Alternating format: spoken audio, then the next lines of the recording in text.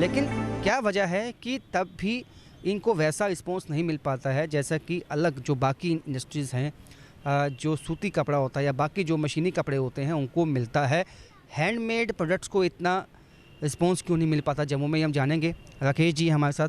Sir, क्या वजह है इसके पीछे? देखिए, हैंडलूम सेक्टर जो है इसको परमानेंट मार्केटिंग की सपोर्ट की ज़रूरत है। क्योंकि जम्मू में कोई अर्बन हाट नहीं है। कश्मीर में अर्बन हाट है, दिल्ली में अर्बन हाट है, लेकिन जम्मू में नहीं है। उसकी ना चलने की वजह से हमें बहुत सी प्रॉब्लमों का फेस करनी पड़ती हैं। मान लो यहाँ एग्जीबिशन लगी है साल के बाद, उसके बाद सब लोग अपने घर चले जाएंगे, फिर परमानेंट मार्केटिंग का सोर्स नहीं है कोई। और जो हैंडलूम और हैंडीक्राफ्ट सेक्टर है, इसको बढ़ावा देने के लिए मार्केटिंग सपोर्ट और एग्जीबिशन मेला जो हैं 12 महीने चलने चाहिए।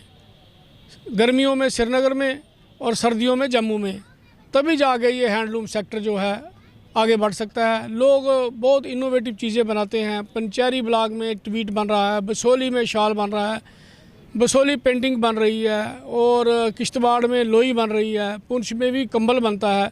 डिफरेंट तरह की चीज़ें हैं, लेकिन मार्केटिंग सपोर्ट जो है ये परमानेंट हम चाहते हैं कि सरकार की तरफ से कि यहाँ एक अर्बन हाट हो, उसमें रोटेशन में सब सोसाइटी वालों को रोटेशन में स्टॉल मिले, 12 महीने जो एग्जीबिशनें लगती रहें, ताकि जो लोगों का रुझान है हैंडलूम सेक्टर की तरफ बढ़े।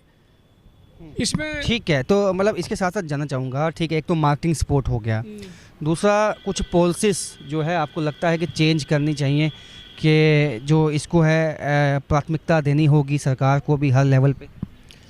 मैं समझता हूँ कि आज के इस ग्लोबलाइजेशन के दौर में हमारा जो कंपटीशन है हैंडलूम सेक्टर का, ये बड़ी इंडस्ट्री के साथ है। जो मशीनरी युग है वो चल पड़ा है। बड़ा चैलेंज है इस वक्त हमारे सामने।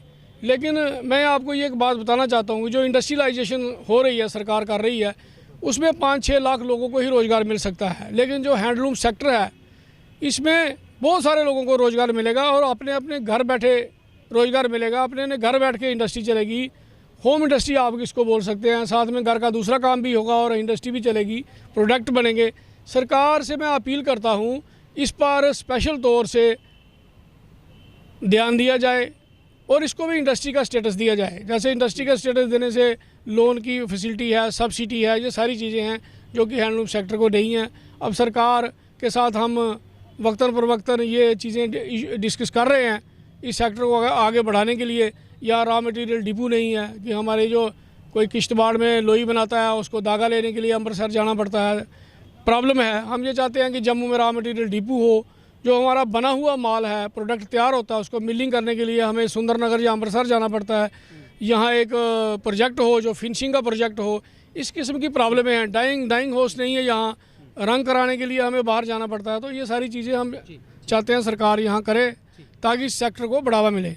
हाँ, तो जैसे कि बताया, राकेश जी जो हैं वो हैंडलूम इंडस्ट्रीज़ के साथ जुड़े हुए हैं, उसकी फेडरेशन के भी प्रेसिडेंट हैं, और इनका मानना है कि एक तो मार्केटिंग सपोर्ट चाहिए, दूसरा जो है यहाँ पे रॉ मटेरियल यहाँ पे उपलब्ध हो, उसकी ओर ध्यान देना होगा और इसको प्राथमिकता देनी होगी हैंडलूम सेक्टर को, यदि एम्प्लॉयमेंट बढ़ानी है जम्मू कश्मीर यूटी में। फ़िलहाल मेरे साथ इतना ही।